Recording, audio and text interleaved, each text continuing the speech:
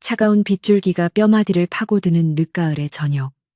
도성안 북촌의 거대한 소슬대문 앞에는 짐승보다 못한 몰골을 한 사내들이 진흙탕 속에 무릎을 꿇고 있었다. 하늘은 구멍이라도 뚫린 듯 억수 같은 비를 쏟아부었고 바닥에 고인 흙탕물은 사내들의 해진 옷자락을 적시다 못해 살칸을 짓물게 만들고 있었으나 그들 중 누구도 감히 고개를 들거나 신음소리를 내뱉지 못했. 그 침묵 속에서 유독 한 사내의 눈빛만이 칠흑 같은 어둠을 뚫고 타오르고 있었으니 헝클어진 머리카락 사이로 드러난 그의 눈동자는 굶주린 늑대의 그것처럼 서늘하고도 위태로운 살기를 머금고 있었다.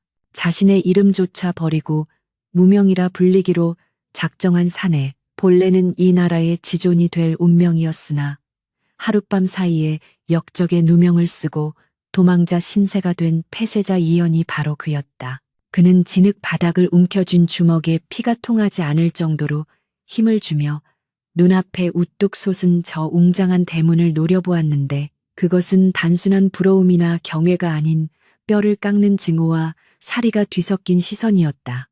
저 문 안쪽에 자신의 부모를 죽이고 왕위를 찬탈한 희대의 간신, 좌의정, 김판석이 살고 있다는 사실이 그의 심장을 숫덩이처럼 태우고 있었다. 어허, 이놈들 꼴이 왜 이 모양인가? 대감마님께서 친히 나오셔서 새 노비를 고르신다 하였거늘 어디서 이런 병자 같은 놈들만 모아왔단 말이냐? 대문을 열고 나온 집사놈이 코를 쥐어짜며 호통을 치자 옆에 서 있던 거간꾼이 비굴하게 허리를 굽히며 손을 비벼댔다. 거간꾼은 빗물에 젖은 전대를 고쳐매며 아이고 나으리 겉보기엔 이래도 속은 알찬 놈들입니다.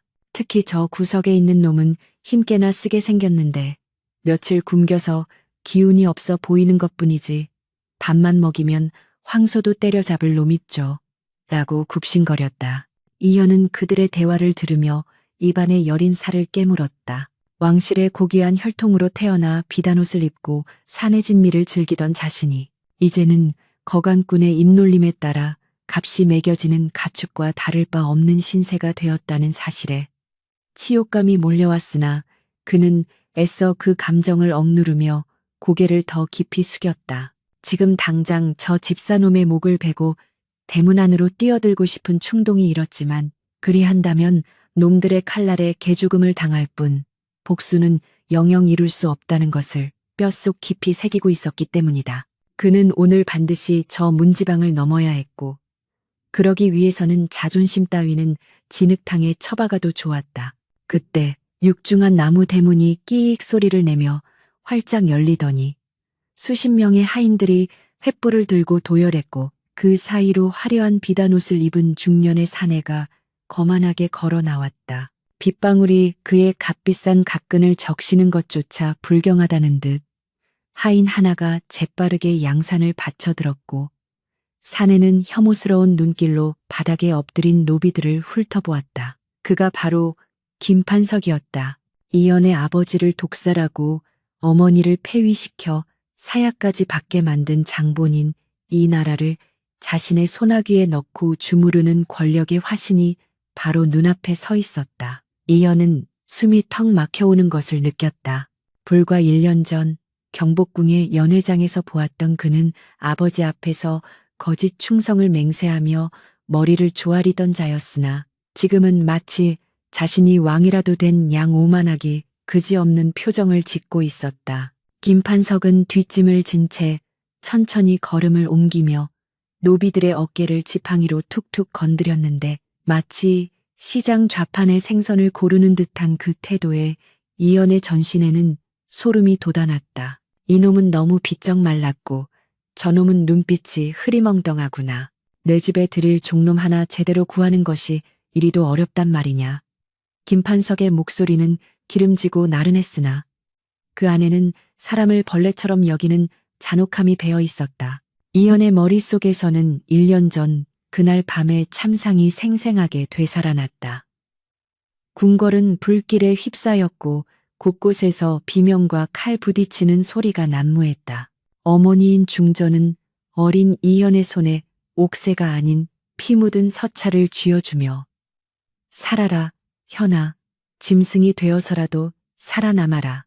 살아서 이 원한을 갚고 다시 왕실의 법도를 세워야 한다.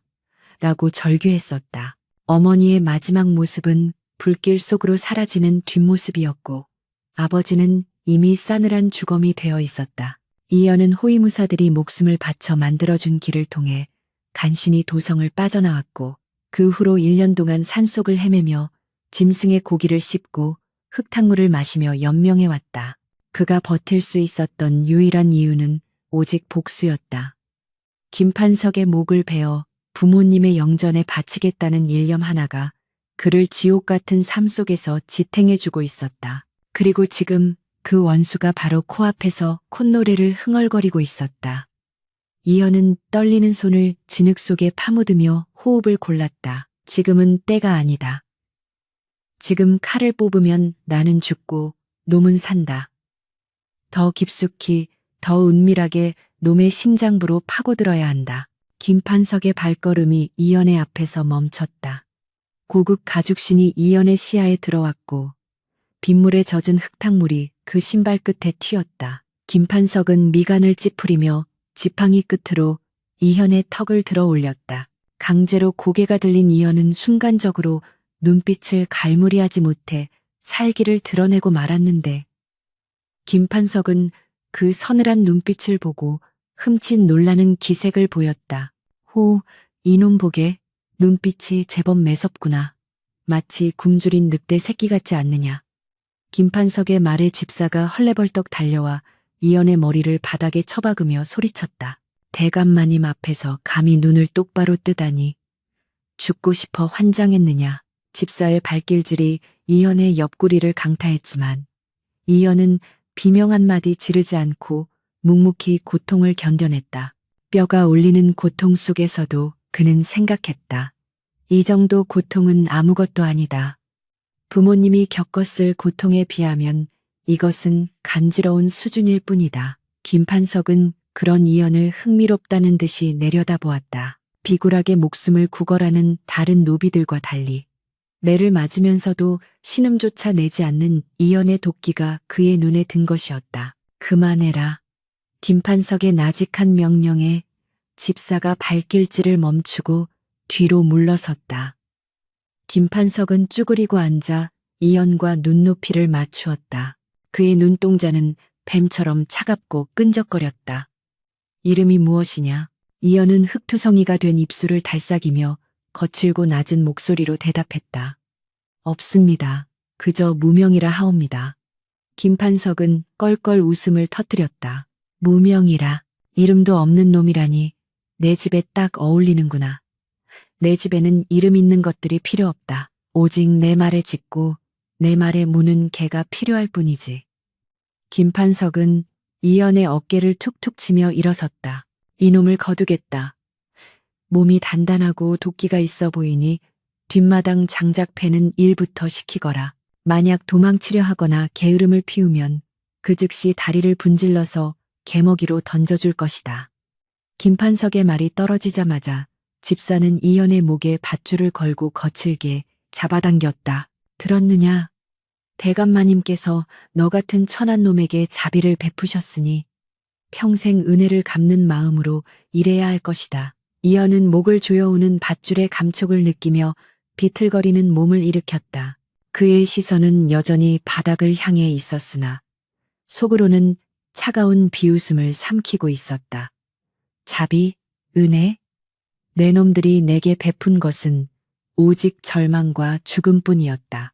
이제 내가 너희에게 그 값을 치르게 해주마. 이현은 다른 노비들이 부러움과 동정이 섞인 눈빛으로 쳐다보는 가운데 김판석의 집 대문 안으로 발을 들여놓았다. 그 순간 등 뒤에서 육중한 대문이 쾅 하고 닫히는 소리가 들렸는데 그것은 마치 이연이 돌아올 수 없는 강을 건넜음을 알리는 신호탄과도 같았다.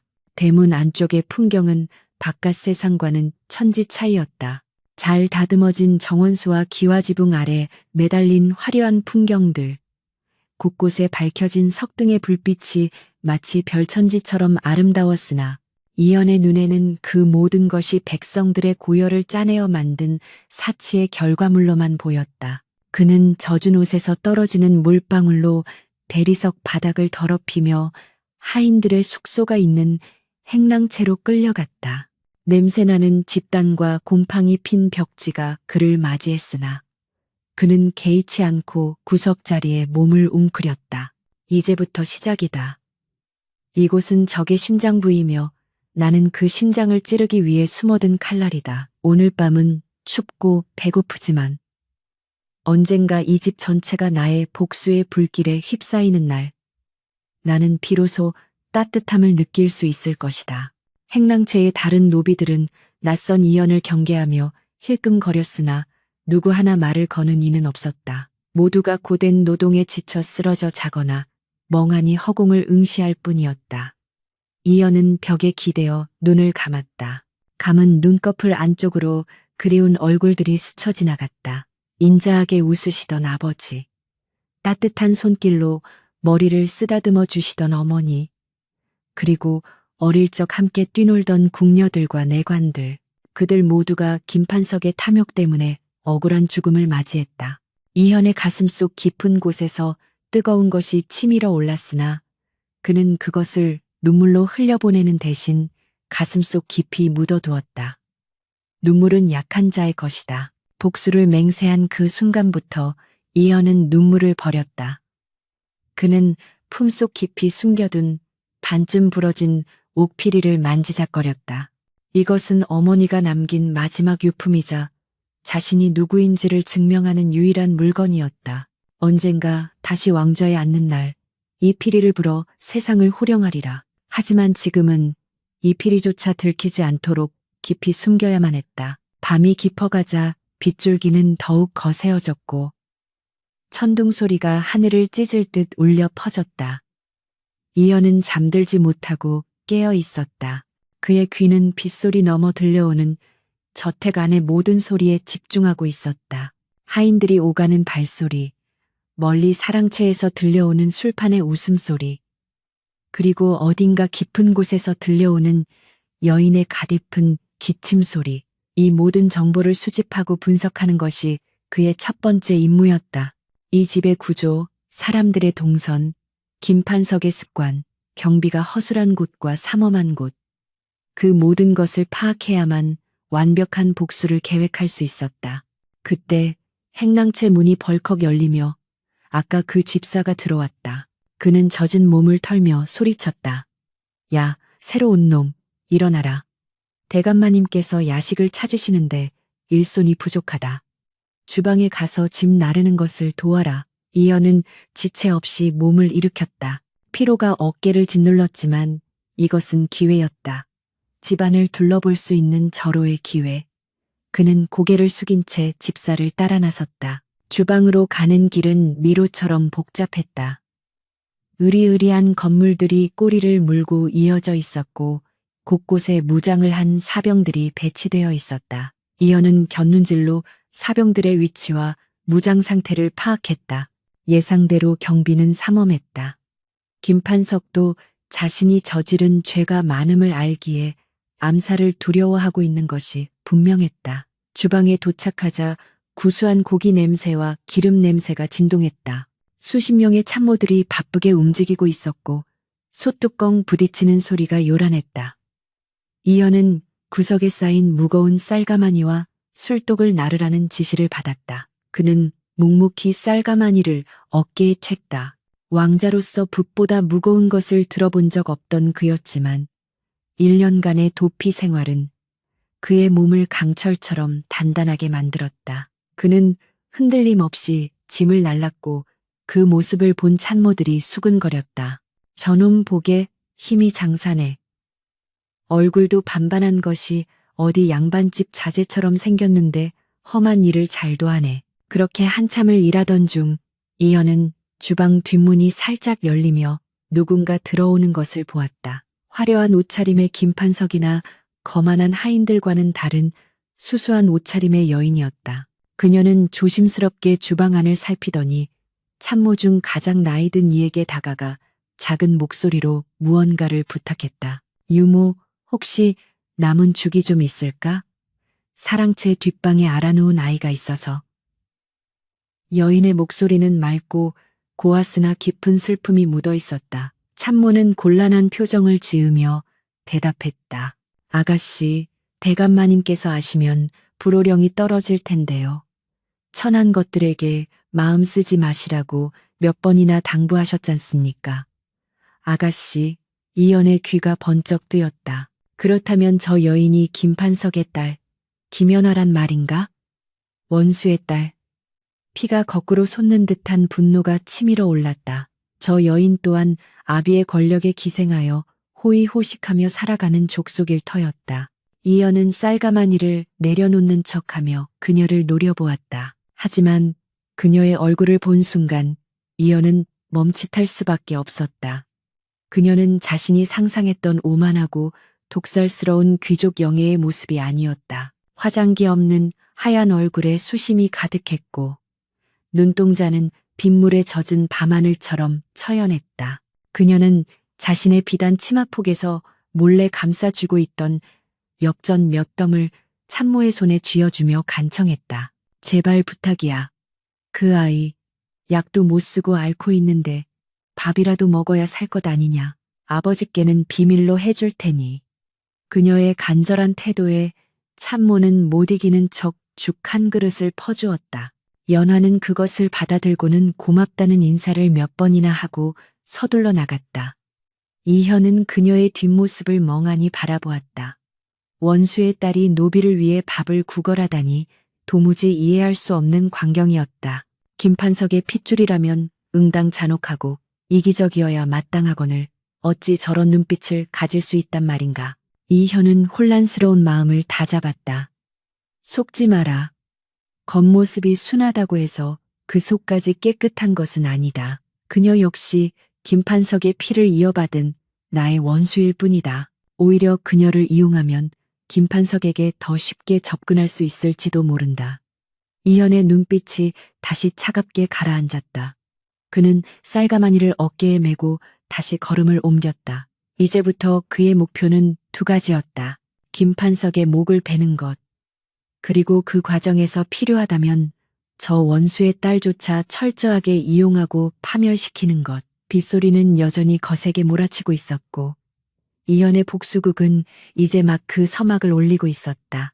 짐승의 굴로 스스로 걸어 들어간 용은 발톱을 숨긴 채 어둠 속에서 조용히 때를 기다리고 있었다. 혹한의 추위가 대지를 집어삼킬 듯 맹위를 떨치는 동짓달 김판석 대감의 저택 뒷마당에는 이른 새벽부터 날카로운 도끼질 소리가 정적을 깨고 있었다.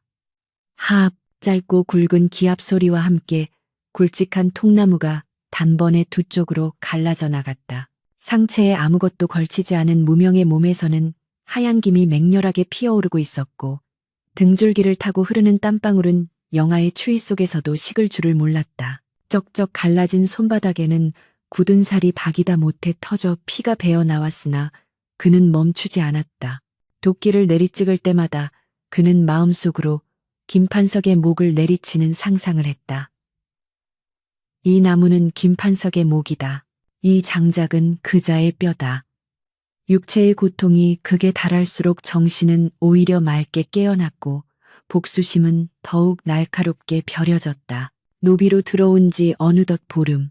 그는 짐승처럼 일하고 개처럼 먹으며 철저하게 자신의 존재를 지워가고 있었다. 누구보다 비천하게, 누구보다 우직하게, 그리하여 아무도 의심하지 않는 그림자가 되는 것. 그것이 현재 그의 생존 방식이자 투쟁이었다. 어허, 이놈 힘쓰는 것 좀 보게. 아주 소가 따로 없구나. 소가 따로 없어. 마름인 최 씨가 뒷짐을 지고 나타나 비아냥거렸다. 그는 손에 든 곰방대를 장작더미에 탁탁 털며 무명을 위아래로 훑어보았다. 탐욕스럽고 비열한 눈빛이었다. 최 씨는 이 집안의 안살림을 도맡으며 노비들의 고열을 짜내어 제 배를 불리는 자로 김판석 못지않게 악명 높은 위인이었다. 그는 무명이 묵묵히 도끼질만 계속하자 심사가 뒤틀렸는지 신고 있던 가죽신 발끝으로 무명의 정강이를 걷어찼다. 이놈아, 상전이 말을 하면 대꾸를 해야 할 것 아니냐. 귀가 먹었느냐, 아니면 벙어리 흉내를 내는 것이냐. 정강이가 찢어지는 듯한 고통이 밀려왔지만 무명은 도끼를 내려놓고 천천히 고개를 숙였다. 죄송합니다. 일에 열중하느라 미처 듣지 못했습니다. 낮게 깔린 목소리에는 감정이 거세되어 있었다. 최 씨는 콧방귀를 뀌며 무명의 뺨을 공방대로 툭툭 쳤다. 건방진 놈, 눈깔에 힘 좀 빼라. 내 놈이 아무리 힘이 장사여도 여기선 파리 목숨만도 못한 것이야. 오늘 안으로 저 산더미 같은 장작을 다 패놓지 않으면 저녁밥은 없을 줄 알아라. 최 씨가 침을 첸 뱉고 사라지자 옆에서 떨고 있던 늙은 노비가 조심스럽게 다가와 무명의 옷자락을 잡아 끌었다. 이복의 젊은이 참깨나 저자는 독사 같은 위인이야. 눈에 나면 쥐도 새도 모르게 죽어나가네. 노인의 손은 나무 껍질처럼 거칠었고 두려움에 떨고 있었다. 이연은 씁쓸한 표정으로 고개를 끄덕였다. 왕세자였던 시절 그는 백성들이 이토록 처참한 삶을 살고 있다는 것을 짐작조차 하지 못했었다. 구중궁궐 안에서 논하던 민생이란 그저 문서 조각에 불과했던 것이다. 굶주림과 매질, 그리고 언제 죽을지 모른다는 공포. 이것이 바로 김판석과 같은 간신배들이 만들어 놓은 지옥도였다. 그는 다시 도끼를 집어들었다. 분노가 치밀어 오를 때마다 도끼날은 더욱 깊이 박혔다. 해가 중천에 뜰 무렵 산처럼 쌓여있던 통나무들은 어느새 가지런한 장작더미로 변해 있었다. 온몸의 근육이 비명을 질렀지만 그는 쉴 수 없었다.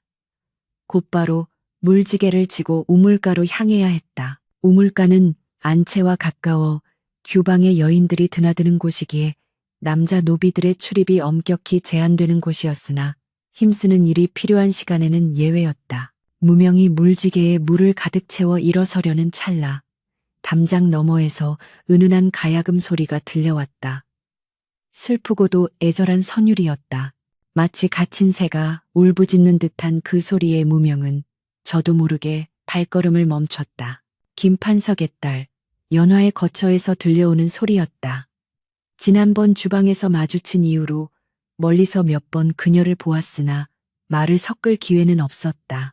그녀는 늘 그림자처럼 조용히 움직였고 화려한 비단옷을 입고 있었지만 그 표정은 상갓집의 상주처럼 어두웠다. 소문에 의하면 그녀는 김판석이 정적의 집안과 정략 결혼을 시키려 하자 식음을 전폐하고 반대했다고 한다. 피도 눈물도 없는 아비 밑에서 어찌 저런 꽃 같은 딸이 났을까. 사람들은 혀를 찾지만 무명에게 그녀는 그저 이용해야 할 말일 뿐이었다. 그때였다. 자락 하는 비명소리와 함께 안채문이 벌컥 열리며 하얀 강아지 한 마리가 튀어나왔고 그 뒤를 이어 연화 아가씨가 당황한 기색으로 달려나왔다. 강아지는 겁에 질린 듯 이리저리 뛰어다니다가 하필이면 무명의 발치로 숨어들었다. 뒤따라온 연화는 가쁜 숨을 몰아쉬며 멈춰섰다. 얇은 저고리 하나만 걸친 채 뛰어나온 탓에 그녀의 하얀 얼굴은 추위로 붉게 상기되어 있었다. 무명은 물지개를 내려놓고 무릎을 꿇어 강아지를 안아 올렸다. 흙투성이가 된 강아지는 낑낑거리며 무명의 품을 파고들었다. 아가씨의 것입니까? 무명이 고개를 숙인 채 묻자 연화는 놀란 눈으로 그를 바라보았다. 천한 노비가 감히 양반집 교수에게 말을 건네는 것은 불경한 일이었으나 그녀는 개의치 않고 다가왔다. 고맙구나. 갑자기 큰 소리에 놀라서 그녀가 손을 뻗자 무명은 강아지를 그녀의 품에 안겨주었다. 그 짧은 순간 두 사람의 손끝이 스쳤다. 얼음장처럼 차가운 무명의 손과 달리 그녀의 손은 따뜻하고 부드러웠다. 연화는 강아지를 소중하게 품에 안고는 무명을 올려다보았다. 그녀의 눈동자가 무명의 헝클어진 머리카락 사이로 드러난 날카로운 눈매와 마주쳤다. 그녀는 잠시 숨을 멈췄다. 노비라고 하기엔 너무나도 기품 있고 깊은 눈빛이었다. 너는 지난번 주방에서 보았던 그 사람이구나. 그녀가 기억하고 있었다. 무명은 짐짓 아무렇지 않은 척 덤덤하게 대답했다. 소인 같은 천한 놈을 기억하시다니 과분하옵니다. 그러나 연화는 고개를 저었다. 천하다니 그런 말 말거라. 사람 위에 사람 없고 사람 밑에 사람 없는 법이다. 내 아비의 집에서 고생이 많지 손이 많이 상했구나. 그녀의 시선이 무명의 피투성이 손에 머물렀다. 그녀의 눈에 물기가 차올랐다. 그것은 가식적인 동정이 아니라 타인의 고통을 자신의 것처럼 아파하는 순수한 연민이었다. 무명은 당혹스러웠다. 원수의 딸이 나를 동정한다. 이것은 기회인가 아니면 함정인가. 그는 본능적으로 방어 기제를 세웠다. 마음을 주지 마라. 흔들리지 마라. 그녀는 김판석의 딸이다. 내 부모를 죽인 자의 핏줄이다. 아가씨, 여기 계셨습니까? 안채 쪽에서 유모가 사색이 되어 달려왔다. 이 추운 날에 겉옷도 없이 나오시면 어쩝니까? 그리고 저런 천한 놈과 말씀을 섞다니요. 대감마님께서 아시면 경을 칠 일입니다. 유모는 연화를 감싸 안으며 무명을 향해 도끼를 뿜어냈다. 네, 이놈. 감히 아가씨를 쳐다보다니 누나를 뽑아버릴라. 썩 꺼지지 못해. 무명은 말없이 물지개를 다시 짊어졌다. 그리고 돌아서는 순간 연화의 작은 목소리가 들렸다. 유모, 그러지 마. 내가 쫓아나온 것이야. 그리고 이 사람 다쳤잖아. 무명은 걸음을 멈추지 않고 묵묵히 걸어갔다. 등 뒤로 느껴지는 연화의 시선이 화살처럼 꽂히는 듯했다. 따뜻함, 그 위험한 감각이 심장 한구석을 찌릿하게 만들었다. 그는 고개를 저어 그 감각을 떨쳐냈다. 그 따뜻함은 독이다. 나를 무디게 만들고 결국 죽음에 이르게 할 달콤한 독이다. 그날 밤 무명은 잠자리에 들지 못하고 행랑채 지붕 위에 올라가 앉았다. 차가운 달빛이 마당을 비추고 있었다. 그는 품속에서 작은 약병을 꺼냈다. 아까 저녁 연화 아가씨의 몸종이 몰래 건네주고 간 것이었다. 아가씨께서 전해드리라 하셨습니다. 상처에 바르면 덧나지 않을 거라고 절대 비밀로 하라고 신신당부하셨어요. 무명은 약병을 손에 쥐고 멍하니 달을 올려다보았다. 김판석은 백성들의 고열을 빨아먹는 악귀인데 그 딸은 어째서 이토록 선한 마음을 가졌단 말인가. 이 모순적인 상황이 그를 혼란스럽게 했다. 하지만 그는 곧 마음을 다잡았다. 그녀의 선함은 그녀의 약점이다. 그리고 나는 그 약점을 파고들어야 한다. 그녀가 나에게 마음을 쓸수록 나는 김판석에게 더 가까이 다가갈 수 있다. 그녀의 호의를 이용해 신분 상승을 꾀하고 결국 김판석의 목에 칼을 꽂는 날 그녀 역시 피눈물을 흘리게 될 것이다. 미안함은 사치다. 내 부모님의 원한을 갚기 전까지 나는 사람이 아니다. 다음 날부터 무명은 계획적으로 움직이기 시작했다. 그는 힘든 일을 도맡아 하면서도 틈만 나면 연화의 눈에 띄는 곳을 서성였다. 일부러 그녀가 지나갈 때 무거운 짐을 번쩍 들어 올려 남성미를 과시하기도 하고 때로는 우수에 찬 눈빛으로 허공을 응시하며 그녀의 감성을 자극하기도 했다. 그것은 치밀하게 계산된 연기였다. 효과는 서서히 나타났다. 연화는 산책을 핑계로 자주 뒷마당을 찾았고 그때마다 무명에게 남몰래 먹을거리를 챙겨주거나 따뜻한 말을 건넸다. 무명은 겉으로는 황송해하며 어려워하는 척했지만 속으로는 그녀의 마음이 열리는 소리를 듣고 있었다. 그녀는 외로웠던 것이다. 화려한 감옥 같은 집에서 자신의 마음을 알아주는 이 하나 없이 고립되어 있었던 것이다. 무명은 그 외로움의 틈새를 비집고 들어갔다. 그러던 어느 날 결정적인 사건이 발생했다. 김판석의 생일을 맞아 도성 내의 고관 대작들이 모두 모여 큰 잔치가 벌어진 날이었다. 술과 고기가 넘쳐나고 풍악이 울려 퍼지는 사랑채와 달리 부엌과 마당은 노비들의 비명소리로 가득했다. 김판석이 기분이 좋다며 하인들에게 술을 내렸는데 술에 취한 행랑아 범하나가 실수를 저질러 귀한 청자 화병을 깨뜨린 것이다. 김판석은 노발대발하며 당장 멍석마리를 하라고 명령했다. 저놈을 쳐 죽여라. 감히 내 생일에 재수없게 물건을 깨다니. 건장한 사병들이 몽둥이를 들고 달려들었다. 늙은 행랑아범은 살려달라고 애원했지만 몽둥이 찜질은 무자비하게 쏟아졌다.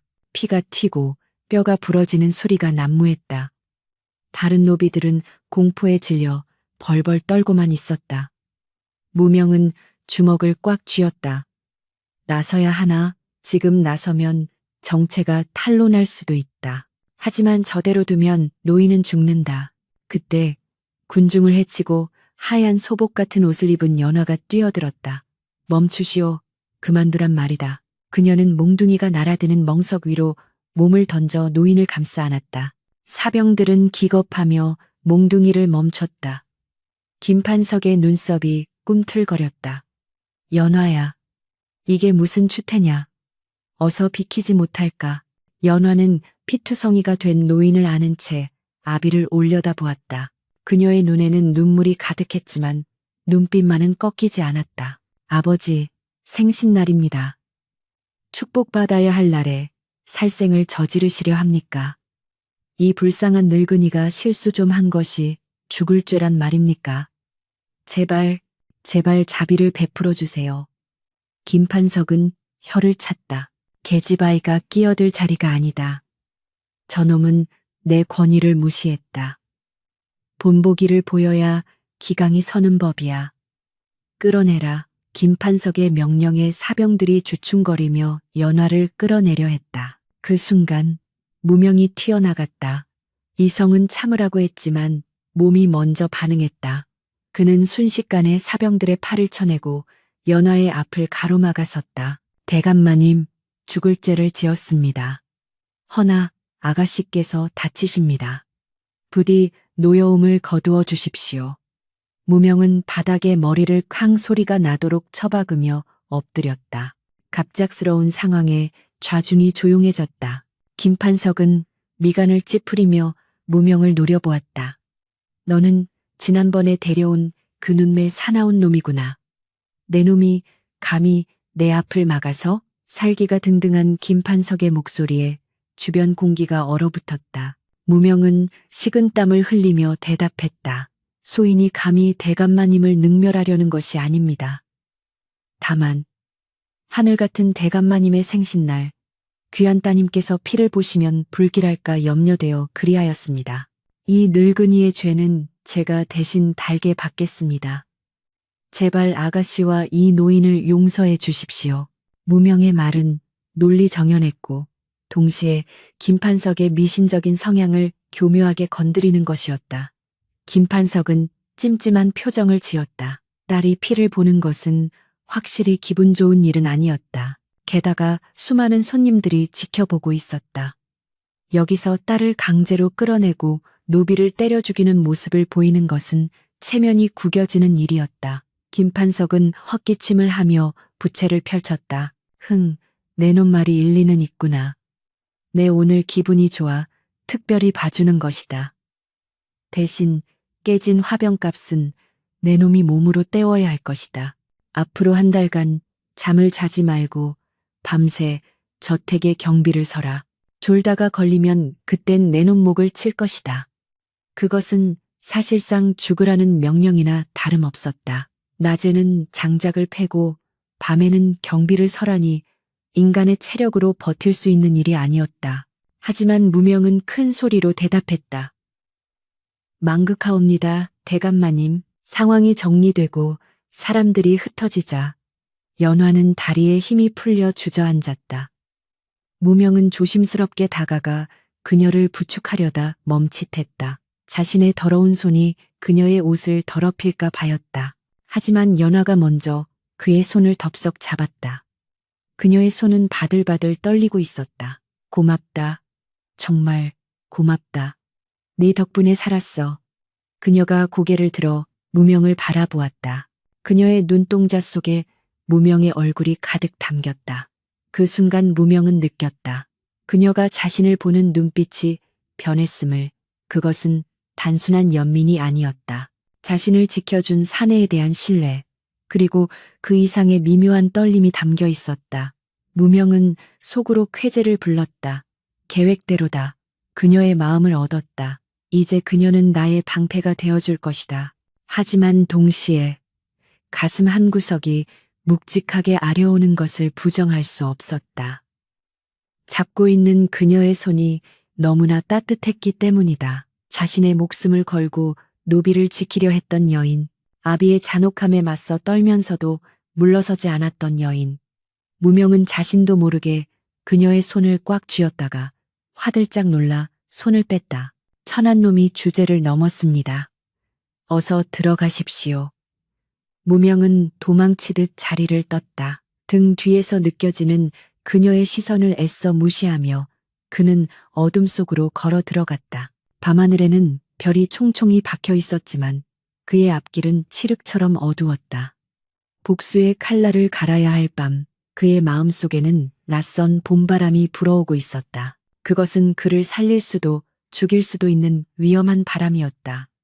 이제 무명은 낮의 고통보다 더 혹독한 밤의 시련을 견뎌야 했다. 몸은 부서질 듯 고되겠지만 김판석의 집안 깊숙한 곳, 그 경비를 선다는 것은 곧 적의 가장 은밀한 비밀에 접근할 권한을 얻었다는 뜻이기도 했다. 위기는 곧 기회였다. 칠흑 같은 어둠이 도성을 집어삼킨 그의 밤, 날카로운 칼바람만이 김판석 대감의 저택 담장을 넘어 기괴한 울음소리를 내며 휘몰아치고 있었다. 무명은 며칠째 이어진 밤샘 경비로 인해 눈꺼풀이 천근만근 무거웠으나 혀끝을 깨물어 피를 내면서까지 정신을 붙들고 서 있었다.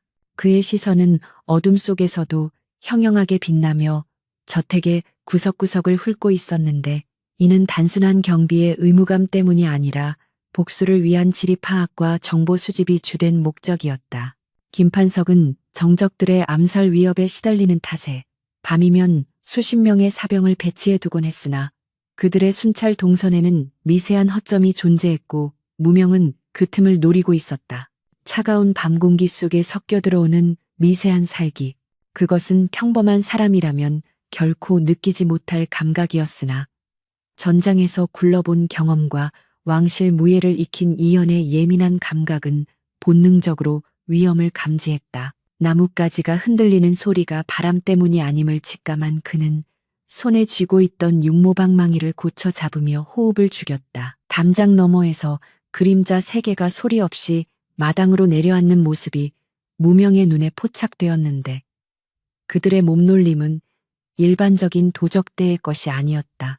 발소리를 완전히 죽인 경공술과 검은 복면 사이로 드러난 서늘한 눈빛은 그들이 전문적으로 훈련받은 살수임을 증명하고 있었다.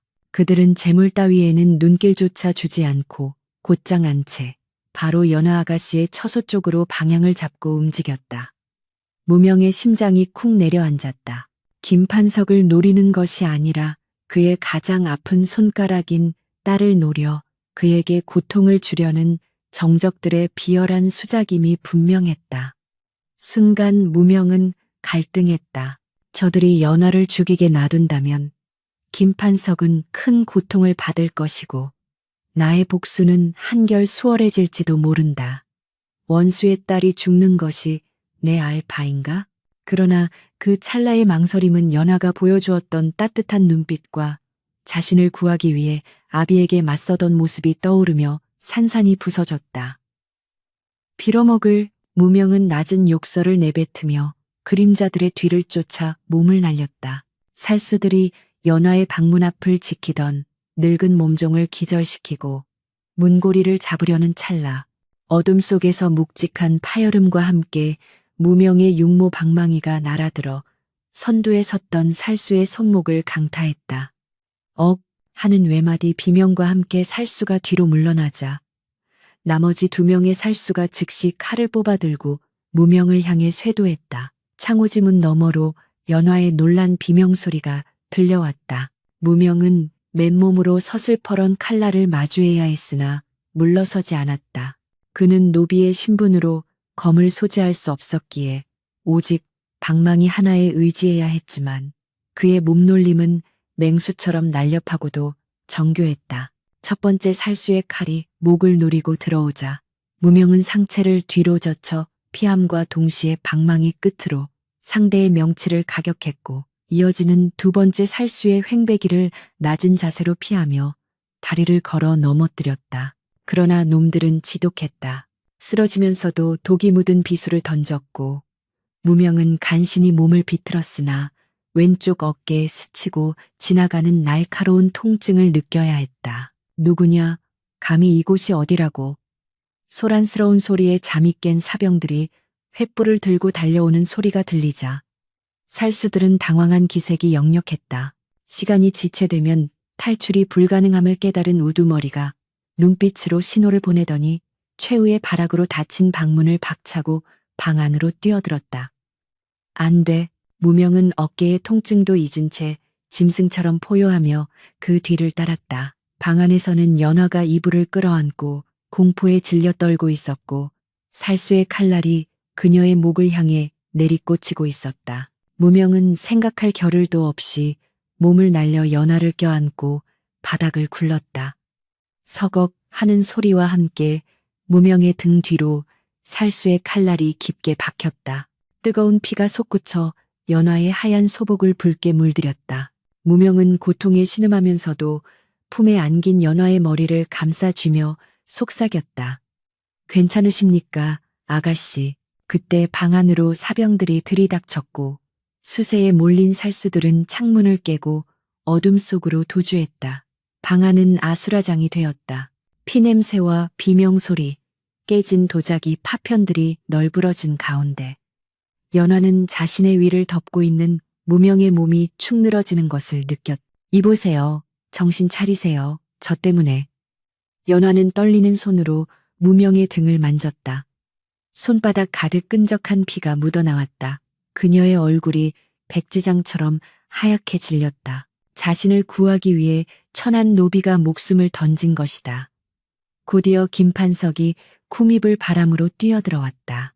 그는 피투성이가 된 방 안의 참상을 보고 잠시 멈칫하더니 무사한 딸을 확인하고는 안도의 한숨을 내쉬었다. 그러나 곧 바닥에 쓰러진 무명을 보고 미간을 찌푸렸다. 이놈은 그때 그놈이 아니냐? 어찌하여 이놈이 여기 있단 말이냐? 연화는 울먹이며 외쳤다. 아버지, 이 사람이 저를 살렸습니다. 자객의 칼을 대신 맞았습니다. 어서 의원을 불러주세요. 피를 너무 많이 흘립니다. 김판석은 딸의 애원에 못 이기는 척 카인들에게 지시했다. 무엇들 하느냐. 썩은 멍석이라도 가져와서 이놈을 행랑채로 옮겨라. 그리고 동네 의원이라도 불러서 대충 첨해 주거라. 내 집 마당에서 송장이 나가는 꼴은 보고 싶지 않으니. 김판석에게 무명의 목숨은 딸을 구한 공로를 인정해 줄 정도의 가치, 딱 그뿐이었다. 그러나 연화에게는 아니었다. 그녀는 하인들이 무명을 짐짝처럼 들어올리려 하자 소리쳤다. 조심히 다루지 못해 내 생명의 은인이다. 내 처소 옆 별채로 옮겨라. 내가 직접 간호할 것이다. 김판석이 펄쩍 뛰며 반대했으나 연화는 단호했다. 만약 이 사람이 죽으면 저도 혀를 깨물고 죽겠습니다. 평소 유약하던 딸의 서리빨 같은 기세에 김판석은 혀를 차며 물러설 수밖에 없었다. 별채로 옮겨진 무명은 며칠 동안 사경을 헤맸다. 독이 퍼진 것은 아니었으나 상처가 깊었고 그동안 쌓인 피로와 영양실조가 겹쳐 회복이 더뎠다. 그는 고열에 시달리며 헛소리를 내뱉었다. 어머니, 옥새를 피해야 합니다. 죽여버리겠어. 끊어질 듯 이어지는 그의 몽롱한 중얼거림을 곁에서 지키던 연화는 모두 들었다. 그녀는 물수건으로 그의 이마를 닦아주며 깊은 의구심에 잠겼다. 단순한 노비의 잠꼬대라기에는 그 말이 너무나 불길하고도 고귀한 단어들로 이루어져 있었기 때문이다. 게다가 그가 자객들과 싸울 때 보여주었다는 무예, 그리고 의원이 상처를 치료하며 감탄했던 단단한 근육과 흉터들. 이 남자는 평범한 노비가 아니다. 연화의 직감은 확신으로 변해가고 있었다.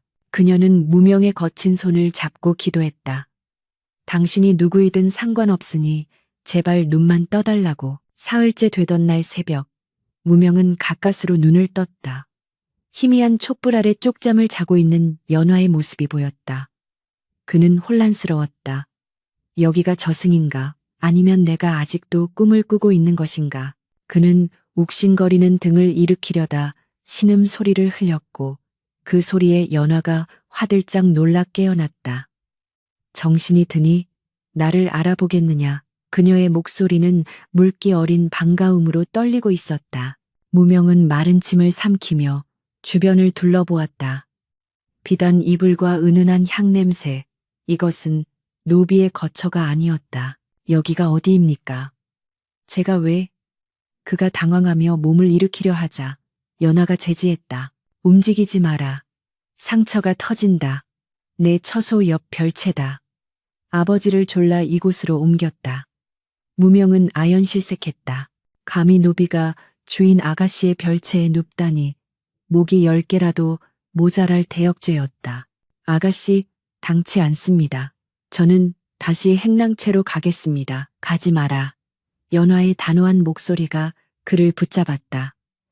그녀는 무명의 눈을 똑바로 응시했다. 그 눈빛에는 더 이상 양반집 규수의 도도함도 연약한 여인의 두려움도 없었다. 오직 진실을 갈구하는 여인의 간절함만이 있었다.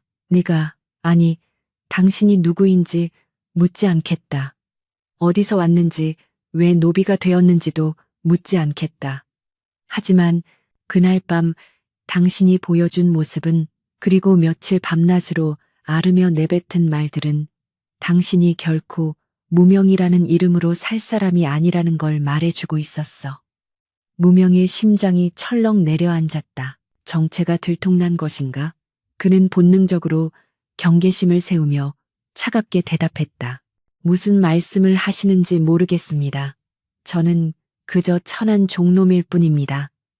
열병의 헛소리를 한 모양인데 잊어주십시오. 연화는 슬픈 미소를 지으며 고개를 저었다. 그래, 숨기고 싶다면 숨기거라. 허나 이것만은 알아도 너는 내 생명을 구했다. 그리고 나도 너를 살리고 싶다. 이 지옥 같은 집에서, 내 아비의 죄악 속에서 너만은 지키고 싶다. 그녀의 진심이 무명의 가슴을 강하게 때렸다. 김판석의 딸이 원수의 핏줄이 나를 지키고 싶다고 말한다. 이 얼마나 잔인한 운명의 장난인가. 무명은 흔들리는 눈동자를 감추기 위해 고개를 돌렸다. 그러나 가슴 깊은 곳에서 솟아오르는 뜨거운 감정, 그것은 연모였다. 부정하려 해도 부정할 수 없는 이미 심장에 뿌리 내린 감정이 그를 괴롭혔다. 그녀를 사랑하게 되었다. 복수를 위해 죽여야 할 자의 딸을 이 세상에서 가장 지켜주고 싶은 여인으로 마음에 품게 된 것이다. 그날 이후 두 사람 사이에는 보이지 않는 끈이 생겼다. 무명이 몸을 추스르고 다시 일어났을 때 김판석은 그를 정식 호위무사로 임명했다. 딸의 목숨을 구한 공로도 있었지만 뛰어난 무예 실력을 눈여겨본 김판석이 자신의 신변 보호를 위해 그를 곁에 두기로 한 것이다. 내 너를 면천시켜주고 무관 말직이라도 하나 줄 터이니 오직 나와 내 딸을 위해 칼을 쓰거라. 김판석의 제안은 파격적이었다. 무명은 겉으로는 감읍하여 눈물을 흘리는 척하며 충성을 맹세했다. 대감마님의 은혜, 뼈가 가루가 되도록 갚겠습니다. 그러나 속으로는 싸늘하게 비웃었다. 내 놈이 쥐어준 칼이 결국 내 놈의 목을 겨누게 될 것이다. 이제 무명은 김판석의 그림자가 되어 그의 모든 일거수일투족을 감시할 수 있게 되었고 복수의 계획은 급물살을 타기 시작했다. 하지만 그가 김판석에게 가까워질수록 연하와의 관계는 더욱 위태로워졌다.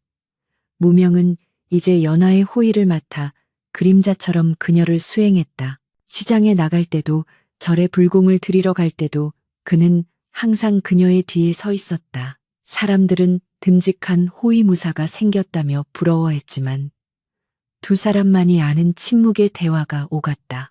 어느 날 인적 드문 산길을 지나던 중 연화가 갑자기 멈춰섰다. 힘들지 않으냐? 그녀가 뜬금없이 물었다. 무명은 무표정한 얼굴로 대답했다. 무슨 말씀이십니까? 소인은 대감마님의 명을 받들 뿐입니다. 연화는 뒤를 돌아 그를 바라보았다.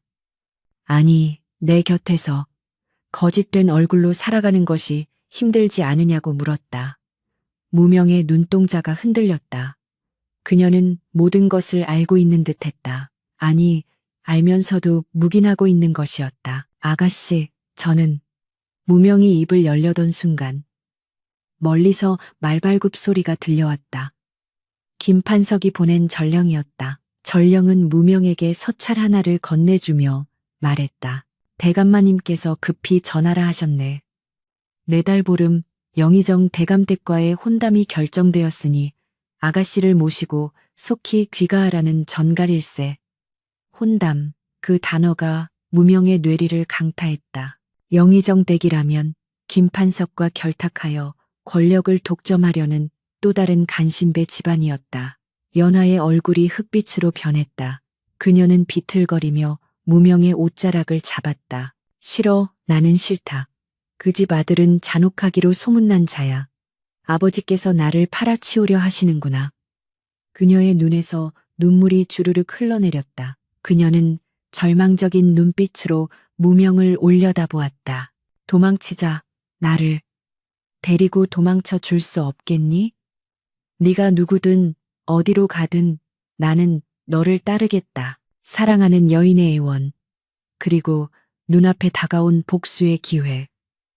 무명은 일생일대의 선택 기로에 섰다. 지금 그녀와 도망친다면 복수는 물거품이 되고 평생 도망자로 살아야 한다. 하지만 그녀를 김판석의 손에 남겨둔다면 그녀는 불행한 정략 결혼의 희생양이 될 것이고 자신의 복수극에 휘말려 비참한 최후를 맞이할지도 모른다. 무명의 주먹이 부들부들 떨렸다. 그는 천천히, 아주 천천히 그녀의 손을 놓았다. 그리고 차갑게 식은 목소리로 말했다. 아가씨, 명을 거역할 수는 없습니다. 집으로 돌아가셔야 합니다. 연화의 눈동자에 절망이 차올랐다. 그녀는 믿을 수 없다는 듯 뒷걸음질 쳤다. 무명은 피눈물을 삼키며 고개를 숙였다. 아니다. 지금은 아니다. 도망치는 것으로는 아무것도 해결되지 않는다.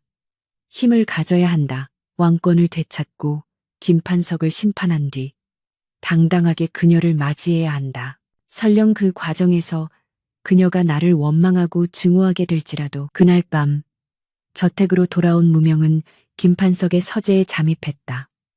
혼담 준비로 집안이 어수선한 틈을 탄 것이다. 그는 서재 깊숙한 곳, 병풍 뒤에 숨겨진 비밀 금고를 찾아냈다. 지난번 경비를 서며 눈여겨봐 두었던 곳이었다. 떨리는 손으로 금고를 열자 그 안에는 김판석이 역무를 꾸미며 주고받았던 비밀 서찰들과 뇌물 장부가 들어있었다. 이것이다. 이것만 있으면 김판석의 목줄을 끊을 수 있다. 그리고 잃어버린 왕좌를 되찾을 수 있다. 무명은 장부를 품에 안고 어둠 속에서 번득이는 눈을 떴다. 이제 모든 준비는 끝났다. 4달 보름 연화의 혼례식이 열리는 그날이 바로 거사일이 될 것이다. 붉은 혼례복은 피로 물들 것이고 축가는 비명으로 바뀔 것이다. 무명은 품속의 옥피리를 만지작거렸다. 미안하다, 연화야. 너의 혼례식은 열리지 않을 것이다. 대신 나의 왕위 즉위식이 그 자리에서 시작될 것이다. 하늘이 핏빛으로 물드는 듯한 착각을 불러일으키는 붉은 비단이 김판석 대감의 저택마당을 가득 메우고 있었다. 혼례를 알리는 풍악 소리가 요란하게 울려 퍼졌으나 그것은 축복의 노래라기보다는 차라리 장송곡에 가까운 기이한 불협화음을 만들어내고 있었다. 마당 한가운데 차려진 초래청 상위에는 붉고 푸른 촛불이 일렁였고 암탉과 수탉이 보자기에 쌓인 채 영문도 모른 채 푸드덕거리고 있었다. 도성 내의 내로라 하는 고관 대작들이 모두 모여들어 김판석에게 아부를 떨며 축하 인사를 건넸으나 그들의 웃음 뒤에는 서로를 견제하고 탐색하는 비릿한 욕망이 숨겨져 있었다. 오늘은 김판석의 외동딸 연화와 영의정댁 장손의 혼례가 치러지는 날이자 김판석이 권력의 정점에 서서 이 나라를 완전히 자신의 손아귀에 넣었음을 만천하에 공표하는 날이었다. 그러나 이 화려한 잔치판의 밑바닥에는 곧 터져나올 거대한 화산 같은 살기가 흐르고 있음을 술잔을 기울이는 그 누구도 감지하지 못하고 있었다. 신부 대기실인 별채 안, 연화는 겹겹이 쌓인 화롯의 무게에 짓눌려 숨조차 제대로 쉬지 못하고 있었다. 연지곤지를 찍은 그녀의 얼굴은 화려했지만 그 눈빛은 생기를 잃은 인형처럼 텅 비어 있었다. 몸종들이 분주하게 오가며 옷매무새를 다듬고 머리에 족두리를 얹었으나 연화는 거울 속에 비친 자신의 모습을 쳐다보지도 않았다. 그녀의 머릿속에는 오직 한 사람 무명의 얼굴만이 맴돌고 있었다. 그날 산길에서 도망치자고 애원했던 자신을 차갑게 뿌리치던 그의 뒷모습. 그리고 그 후로 그림자처럼 사라져버린 야속한 사내. 혼례 준비가 진행되는 보름 동안 그를 찾아 헤맸으나 그는 마치 증발이라도 한 듯 콧배기도 비치지 않았다. 아버지가 그를 다른 곳으로 보내버린 것일까? 아니면 그 스스로 나를 버리고 떠난 것일까? 배신감과 그리움이 뒤섞여 가슴을 후벼 팠지만 이제 와서 어찌할 도리가 없었다. 그녀는 오늘 사랑 없는 혼인을 통해 아버지의 야망을 위한 제물이 되어야 했다. 아가씨, 이제 나가실 시간입니다. 유모가 울먹이는 목소리로 알렸다. 연화는 힘겹게 몸을 일으켰다. 한 걸음 한 걸음 뗄 때마다 발목에 쇠사슬이 채워진 듯 무거웠다. 문을 나서자 눈부신 햇살이 쏟아졌지만 그녀에게는 그 빛조차 잔인하게 느껴졌다. 마당으로 들어서자 수많은 하객들의 시선이 그녀에게 꽂혔다. 신랑인 영의정댁 아들이 거만한 표정으로 그녀를 기다리고 있었다. 술과 여색에 빠져 방탕하기로 소문난 자였다. 그는 연화의 미색을 보고 흡족한 듯 입가에 비열한 미소를 띄었다. 김판석은 상석에 앉아 그 모습을 내려다보며 껄껄 웃고 있었다. 모든 것이 그의 계획대로 완벽하게 돌아가고 있었다. 이제 사돈을 맺고 영의정의 세력까지 흡수하면 어린 왕을 허수아비로 만들고 자신이 섭정을 하는 것도 시간 문제였다. 김판석은 옥로가 달린 갓을 고쳤으며 넘치는 우월감에 취해 있었다. 집례를 맡은 관리가 목청을 돋우어 혼례의 시작을 알렸다. 신랑, 신부, 맞절. 두 사람이 서로를 향해 절을 하려는 순간이었다. 쿵, 쿵, 쿵. 대문 밖에서 땅을 울리는 묵직한 발소리가 들려왔다. 처음에는 먼 천둥 소리인가 싶었으나 소리는 순식간에 가까워지더니 급기야 대문을 부술 듯한 기세로 변했다. 잔칫집의 웅성거림이 순식간에 잦아들었다. 김판석이 미간을 찌푸리며 집사를 불렀다. 밖에 무슨 일이냐? 어느 놈이 감히 내 잔치판에서 소란을 피우는 게야. 집사가 당황하여 대문 쪽으로 달려가려던 찰나 우지끈하는 굉음과 함께 육중한 대문이 박살나며 안쪽으로 들이닥쳤다. 나무 파편이 사방으로 튀고 먼지 구름 사이로 서슬퍼런 칼날들이 번득였다. 역적 김판석은 듣거라. 천지를 뒤흔드는 우렁찬 호통 소리가 장내를 압도했다. 먼지가 가라앉자 그곳에는 수백 명의 중무장한 병사들이 도열해 있었고 그 선두에는 붉은색 골룡포가 아닌 흑색 갑주를 입고 붉은 망토를 휘날리는 장수가 백마 위에 앉아 있었다. 투구 아래로 드러난 얼굴은 흙먼지와 피로 얼룩져 있었으나 그 눈빛만은 태양보다 뜨겁게 타오르고 있었다. 하객들은 비명을 지르며 혼비백산하여 흩어졌고 김판석은 자리에서 벌떡 일어났다. 그의 눈이 믿을 수 없다는 듯 크게 확장되었다. 내 놈은? 백마 위의 사내가 천천히 말에서 내려 투구를 벗었다. 헝클어진 머리카락이 바람에 흩날리며 드러난 얼굴은 바로 며칠 전까지 김판석의 집 마당에서 장작을 패고 경비를 서던 노비, 무명이었다. 아니, 이제 그는 더 이상 무명이 아니었다. 죽은 줄 알았던 세자 이연이 살아서 돌아왔다. 이연의 목소리는 낮았으나 명확하게 모든 이의 고막을 파고들었다. 장내는 찬물을 끼얹은 듯 정적에 휩싸였다. 세자, 죽은 줄 알았던 폐쇄자가 살아있다고? 그것도 김판석 대감집의 노비였다고? 사람들은 경악을 금치 못했다. 연화는 족두리가 벗겨지는 줄도 모르고 그를 멍하니 바라보았다. 심장이 터질 것만 같았다. 그가 왕자였다니. 나를 구해주고. 내가 연모했던 그 사내가 바로 이 나라의 지존이었다니. 이현은 뚜벅뚜벅 초래청을 향해 걸어왔다. 그의 손에는 서슬퍼런 장검이 들려 있었고 그 뒤로는 옛 왕실의 근위대와 그가 규합한 사병들이 창을 겨누며 진입했다. 김판석의 사병들이 황급히 앞을 막아섰으나 기세에서 이미 눌려 뒷걸음질 치고 있었다. 이 역적놈이 어디서 감히 세자를 사칭하느냐. 저놈은 내 집에서 부리던 종놈이다. 당장 저놈을 쳐 죽여라. 김판석이 악을 쓰며 소리쳤다. 그러나 이현은 코웃음을 치며 품속에서 무언가를 꺼내 던졌다.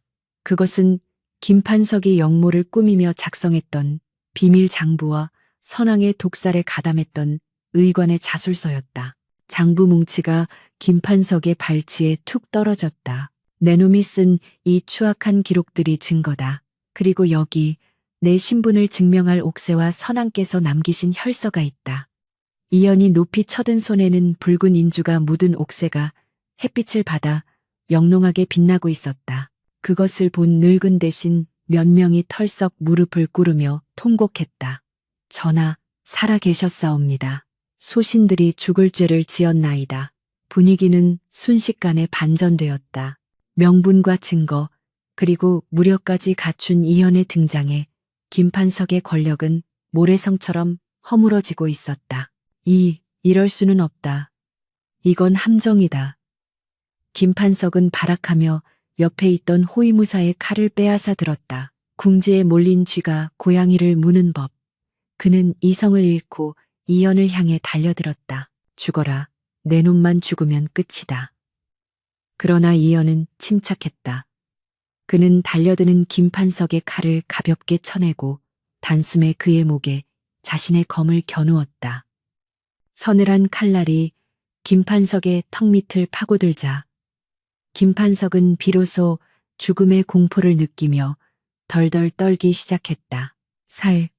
살려주십시오. 전하, 제가 잠시 미쳤었습니다. 제발 목숨만은. 방금 전까지 천하를 호령하던 권력자의 모습은 온데간데 없고 비굴하게 목숨을 구걸하는 늙은이만이 남아있었다. 이연은 차가운 눈으로 그를 내려다보았다. 내 부모를 죽이고 백성을 도탄에 빠뜨린 죄. 내 놈의 목을 1000번 베어도 씻을 수 없을 것이다. 이연이 칼을 높이 쳐들었다. 단칼에 원수의 목을 벨 순간이었다. 안 됩니다. 비명과 같은 외침과 함께 하얀 소복을 입은 연화가 두 사람 사이로 뛰어들었다. 그녀는 이연의 칼날 앞을 자신의 몸으로 막아서며 무릎을 꿇었다. 안 됩니다, 전하. 제발 멈춰주십시오. 이연의 손이 허공에서 멈췄다. 칼끝이 연화의 목덜미 바로 앞에서 파르르 떨렸다. 그녀의 눈에서는 하염없는 눈물이 흘러내려 뺨의 연지곤지를 적시고 있었다. 비켜라. 이연이 이를 악물며 말했다. 그자는 내 아비이기 전에 나라의 역적이고 내 부모의 원수다. 비키지 않으면 너 또한 베겠다. 그의 목소리는 짐승처럼 그르렁거렸으나 눈동자는 고통으로 흔들리고 있었다. 어찌하여 하늘은 이토록 잔인한 시련을 주시는가? 가장 사랑하는 여인을 베어야만 원수를 갚을 수 있는가? 연하는 고개를 저었다. 그녀는 두려움에 떨면서도 이연의 눈을 똑바로 바라보았다. 압니다. 저의 아버지가 씻을 수 없는 죄를 지었다는 것을 너무나 잘 압니다. 허나 자식된 도리로 아비가 눈앞에서 참수당하는 것을 어찌 보고만 있겠습니까? 차라리 저를 먼저 베십시오. 저를 죽이고 아버지를 베신다면 저승에서도 전하를 원망하지 않겠습니다. 그녀의 목소리는 처절했다. 그것은 맹목적인 효심이라기보다는 피비린내 나는 복수의 사슬을 끊어내고 싶은 간절한 호소였다. 김판석은 딸의 등 뒤에 숨어 숨을 헐떡이고 있었다. 자신의 딸을 방패막이로 삼아 목숨을 부지하려는 그 비열한 모습에 이현의 분노는 더욱 치솟았다. 연아야, 네가 지금 누구를 살리려 하는지 아느냐? 저자는 너를 팔아 권력을 사려 했던 자다. 너를 사랑해서가 아니라 자신의 목숨이 아까워 너를 이용하고 있는 것이다. 이현이 소리쳤다. 연화는 흐느끼며 대답했다. 압니다. 다 압니다. 그래도 아버지입니다. 저를 낳아주신 아버지입니다. 전하, 부디 자비를, 부디 성군의 도량을 보여주십시오. 피로 시작된 왕좌는 또 다른 피를 부를 뿐입니다. 그녀의 말은 이현의 가슴 깊은 곳을 찔렀다. 피로 시작된 왕좌. 어머니가 남긴 유언은 복수였으나 그녀가 진정으로 원했던 것이 사륙의 군주였을까. 이현의 손에 들어간 힘이 조금씩 풀렸다. 주변의 병사들도 하객들도 숨을 죽인 채 이 비극적인 대치 상황을 지켜보고 있었다. 바람조차 멈춘 듯한 정막 속에서 연하의 울음소리만이 구슬프게 울려 퍼졌다. 그때 신랑이었던 영의정의 아들이 혼란을 틈타 도망치려다 이연의 병사들에게 붙잡혀 끌려왔다.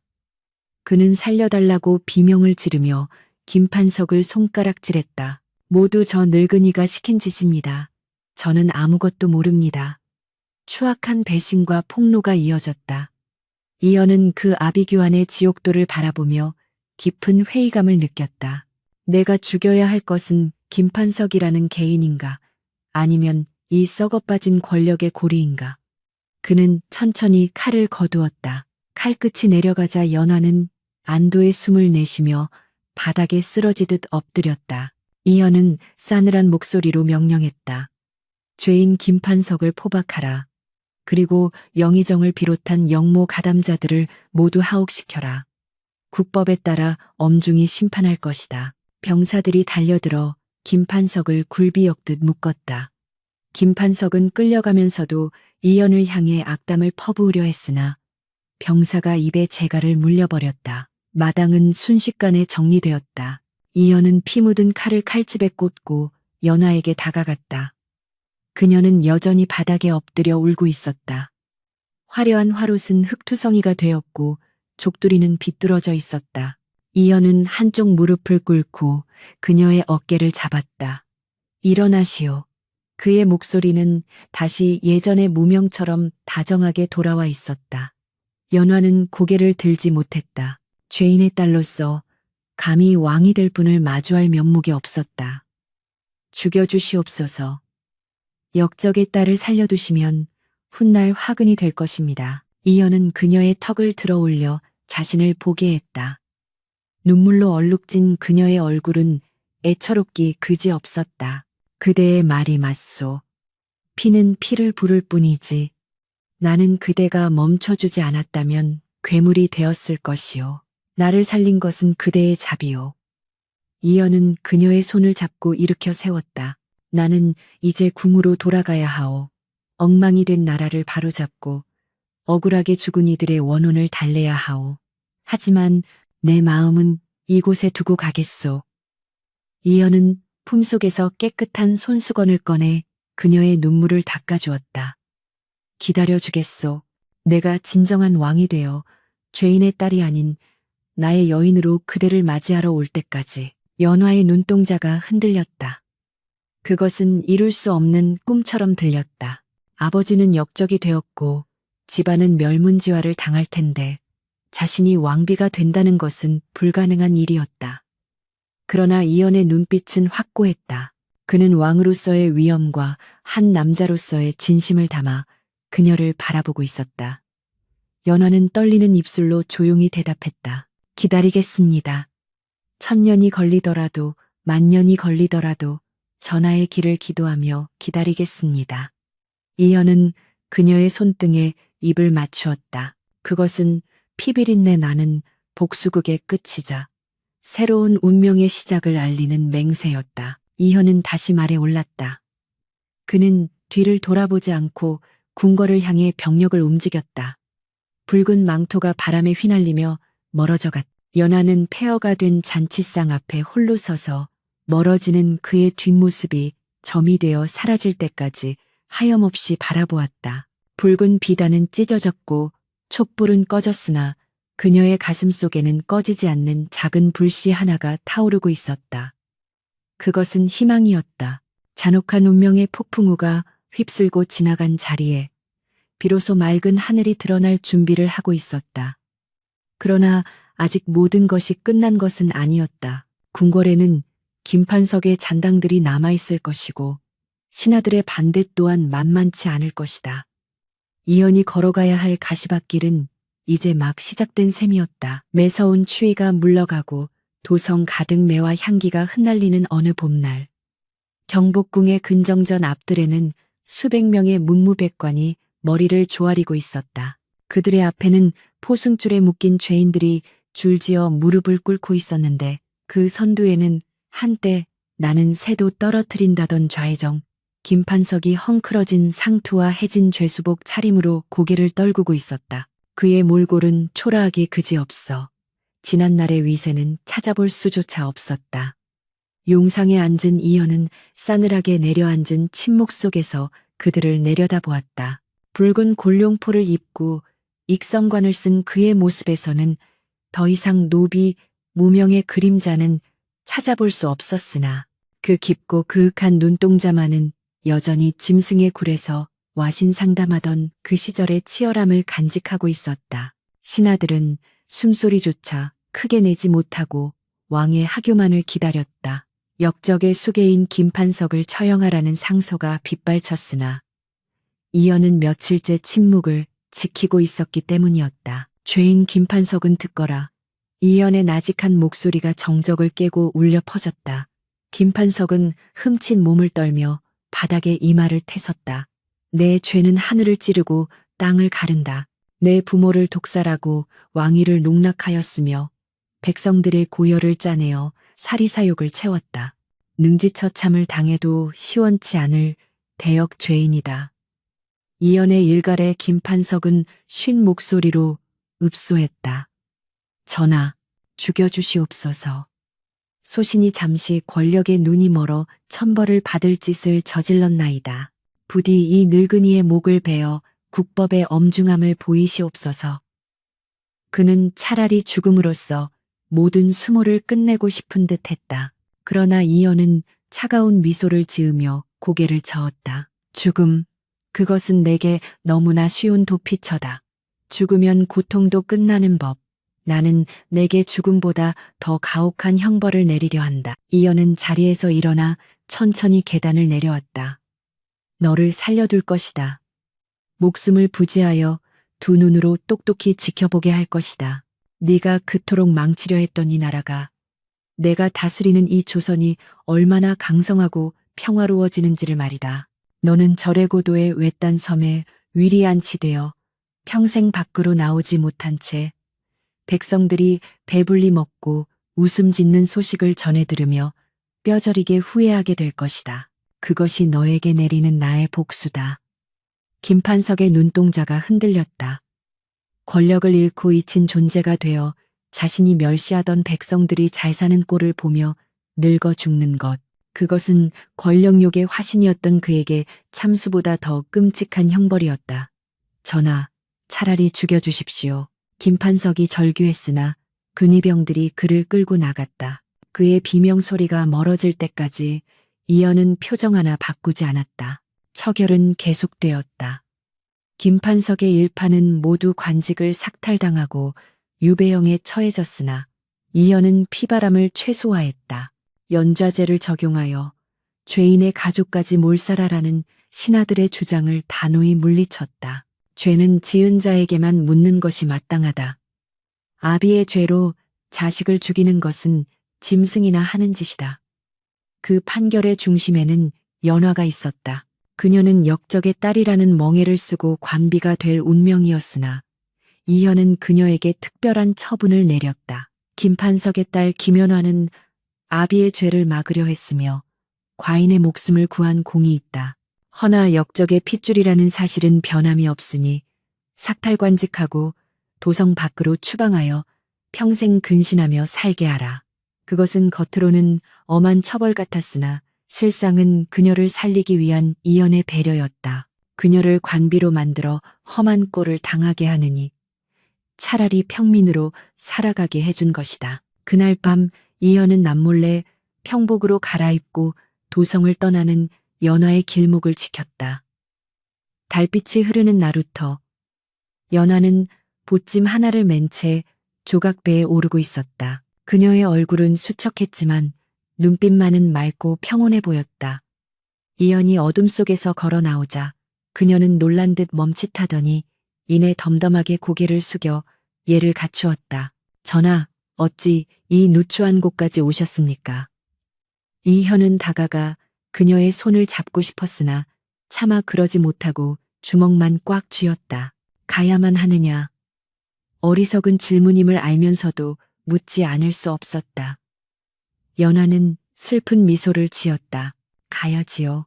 제가 이 땅에 남아있는 한 전하께서는 끊임없이 대신들의 공격을 받으실 것입니다. 역적의 딸을 곁에 두었다는 오명은 성군이 되실 전하의 앞길에 걸림돌이 될 뿐입니다. 내가 왕이다.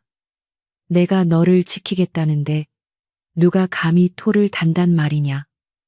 이현이 억누르던 감정을 터뜨렸으나 연화는 고개를 저으며 뒷걸음질 쳤다. 전하, 진정한 사랑은 소유하는 것이 아니라 지켜주는 것이라 배웠습니다. 전하께서 저를 살려주신 은혜 평생 잊지 않고 살겠습니다. 부디 강건하시고 만백성의 어버이가 되어 주십시오. 그녀는 깊이 절을 올린 뒤도 돌아보지 않고 배에 올랐다. 뱃사공이 노를 젓자 배는 서서히 강물 위로 미끄러져 나갔다. 이연은 강가에 서서 멀어지는 배를 하염없이 바라보았다. 밤바람이 그의 눈가를 스치고 지나갔다. 왕자를 되찾았으나 마음의 절반을 잃어버린 밤이었다. 그는 맹세했다.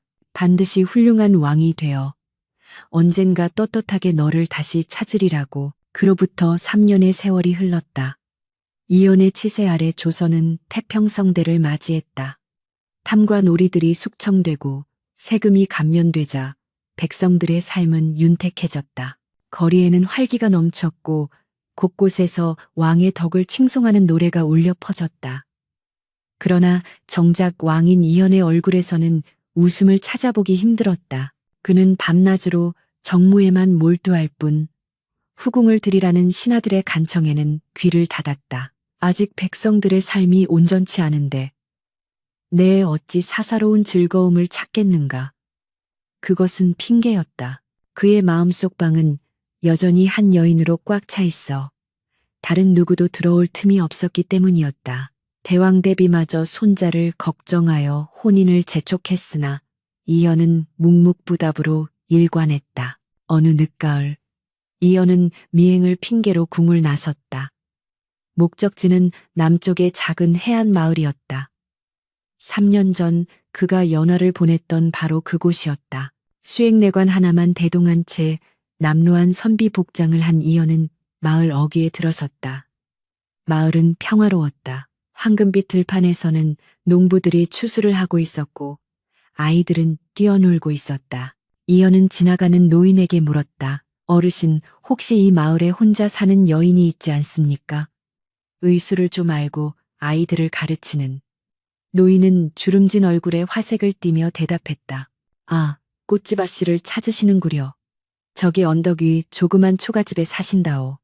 아씨 덕분에 우리 마을 병자들이 다 낫고 까막눈 아이들이 그를 깨쳤지요. 하늘에서 내려온 선녀 같은 분이요. 꽃집 아씨. 그 이름만 들어도 가슴이 뛰었다.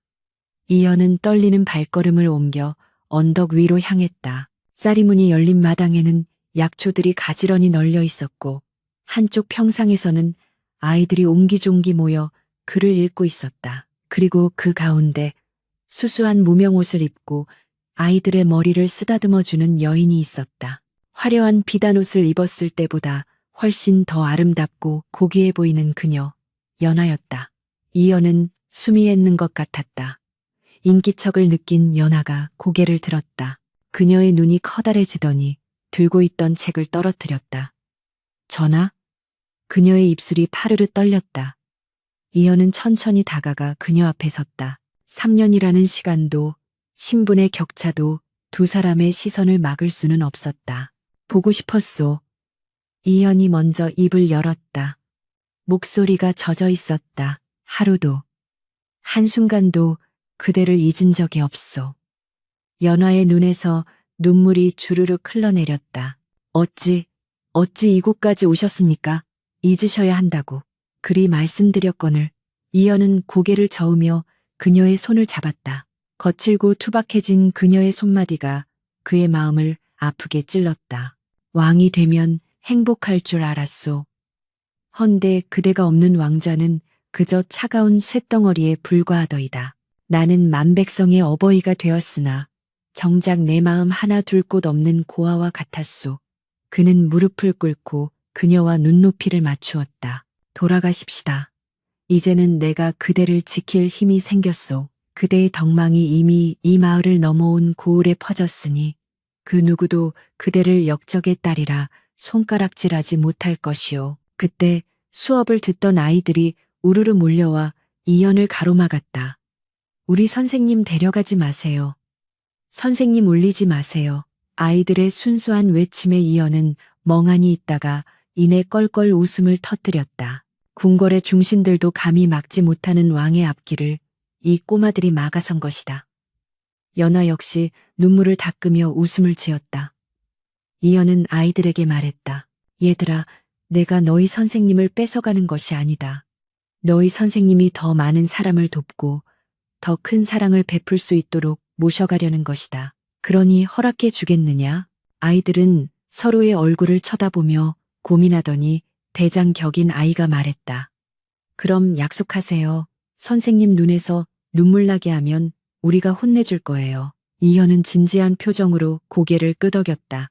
약속하마. 내 목숨을 걸고 다시는 이분의 눈에 눈물이 나지 않게 하겠다. 연화는 더 이상 거절하지 않았다. 그녀는 알았다. 이 남자의 고집을, 그리고 그 고집 속에 담긴 깊은 사랑을. 그녀는 이현의 손을 맞잡고 일어섰다. 전하의 뜻을 따르겠습니다. 허나 약속해 주십시오. 왕비의 자리가 아니라 전하의 가장 가까운 벗이자 동반자로서 백성을 섬길 수 있게 해주시겠다고요. 이현은 환하게 미소 지으며 그녀를 품에 안았다. 그리하리다. 그대가 나의 거울이 되어 내가 길을 잃지 않도록 비추어 주시오.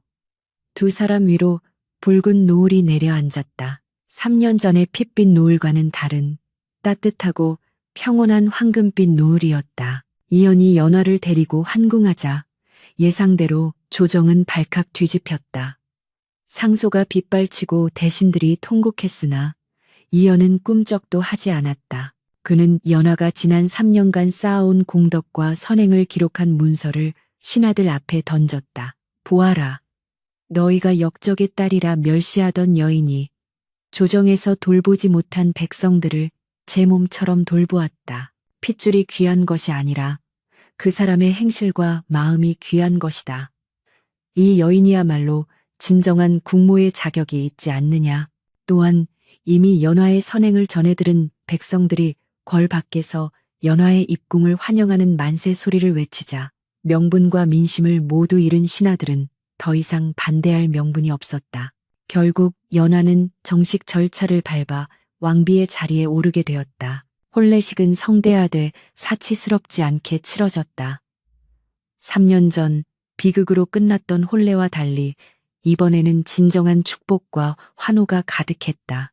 붉은 혼례복을 입은 연화는 수줍게 미소 지었고 이현은 세상을 다 가진 듯한 표정으로 그녀의 손을 잡았다. 그날 밤 교태전의 촛불 아래 마주 앉은 두 사람은 말없이 서로를 바라보았다. 이현은 품속에서 낡은 옥피리를 꺼냈다. 노비 시절 그가 유일하게 지니고 있던 물건이었다. 이 피리 소리를 기억하오? 내가 가장 힘들었을 때 그대 처소 담장 너머로 들려오던 가야금 소리에 맞춰 마음속으로 불었던 곡조요. 이현이 피리를 입에 대고 불기 시작했다. 구슬프면서도 아름다운 선율이 방 안을 가득 채웠다. 연화는 그 소리를 들으며 지난날의 시련들이 주마등처럼 스쳐 지나가는 것을 느꼈다. 증오와 복수, 오해와 이별, 그 모든 아픔들이 이 선율 속에 녹아 사라지는 듯했다. 연주는 끝났으나 여우는 길게 남았다. 이현은 피리를 내려놓고 연화의 어깨를 감싸 안았다. 복수는 칼로 하는 것이 아니었소. 진정한 복수는 원수보다 더 훌륭한 사람이 되어 그가 망가뜨리려 했던 세상을 보란 듯이 아름답게 만드는 것이었소. 그리고 그 세상에서 내가 사랑하는 사람과 행복하게 사는 것, 그것이 나의 승리요. 연화는 이현의 가슴에 얼굴을 묻으며 끄덕였다. 맞습니다, 전하. 우리는 승리했습니다. 미움이 아닌 사랑으로, 죽음이 아닌 생명으로 이겼습니다. 창밖에는 보름달이 환하게 떠올라 두 사람의 그림자를 하나로 포개 놓았다. 세월이 흘러 훗날 역사는 이현을 조선 중흥의 기틀을 다진 성군으로, 연하 왕비는 가난하고 병든 자들의 어머니인 자애로운 국모로 기록했다. 그들의 치세 동안 억울한 옥살이를 하는 자가 없었고 굶주리는 백성이 줄어들었으며 왕실과 백성이 한마음이 되었다고 전해진다. 김판석은 유배지에서 비참하게 생을 마감했으나 아무도 그의 죽음을 동정하지 않았다. 오직 왕과 왕비만이 그 소식을 듣고 조용히 술 한 잔을 올리며 악연 또한 인연이었음을 되새겼을 뿐이다. 바람이 불면 꽃이 지고 비가 오면 땅이 굳듯이 시련은 사람을 단단하게 만들고 사랑은 상처를 치유하는 법이다. 짐승의 굴로 들어갔던 용은 여의주를 물고 비상하였고 그 여의주는 다름 아닌 원수의 딸이 건넨 따뜻한 진심이었다. 복수라는 차가운 칼날 위에서도 끝내 피어난 연꽃 같은 그들의 이야기는 긴 세월이 지난 지금도 사람들의 입에서 입으로 전해지며 따스한 울림을 주고 있다. 세월의 흐름은 유수와 같아서 어느덧 이현이 왕위에 오른 지도 10년이라는 시간이 훌쩍 지나 있었다. 도성에는 태평성대를 구가하는 노랫소리가 끊이지 않았고 굶주림에 허덕이던 백성들의 주름진 얼굴에는 기름기가 돌고 윤택한 미소가 번졌다. 궁궐의 후원에는 연화 왕비가 심어놓은 매화나무들이 울창한 숲을 이루어 봄이면 그 그윽한 향기가 구중궁궐을 넘어 도성 밖까지 퍼져나갈 정도였다. 그러나 더없이 평화로워 보이는 이 궁궐 안에서도 자라나는 어린 생명의 가슴 속에는 알 수 없는 그늘이 드리워지고 있었다. 바로 이현과 연화 사이에서 태어난 원자, 산이었다. 총명한 눈빛과 인자한 성품은 부왕과 모우를 꼭 빼닮았으나 8살이 되면서부터 산은 부쩍 말수가 줄어들고 홀로 사색에 잠기는 일이 잦아졌다. 궁녀들과 내관들이 수군거리는 소리, 역적의 핏줄이라는 끔찍한 단어가 바람결에 실려 어린 세자의 귀에까지 들어간 탓이었다. 아무리 왕과 왕비가 입단속을 시켰다 해도 세상의 모든 입을 막을 수는 없는 노릇이었다. 어느 늦가을 밤 서책을 읽던 산이 갑자기 책상을 엎으며 울음을 터뜨렸다. 아바마마, 소자는 괴물의 손자입니까? 소자의 몸속에 흐르는 피의 절반은 아바마마의 부모님을 죽인 원수의 피란 말입니까? 이현은 충격을 받은 듯 굳어있는 어린 아들을 가만히 끌어안았다.